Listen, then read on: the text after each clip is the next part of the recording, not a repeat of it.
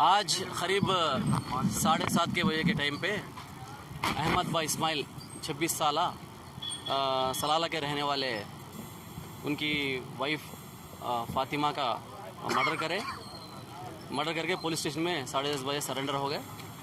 और क्या बोलते ये लोग की शादी 1 साल पहले हुई थी, लास्ट फरवरी में हुई थी।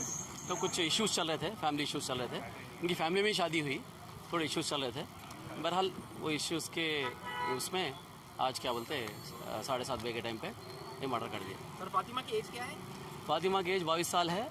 अहमद इस्माइल की एज क्या बोलते 26 साल है। अहमद इस्माइल क्या जॉब करते सर? बाउंसर है। रीजन किसका कुछ है सर? फैमिली डिस्प्यूट्स है, हस्बैंड वाइफ के बीच में डिस्प्यूट्स है। थोड़ा बीच में बातचीत चली, लेकिन फिर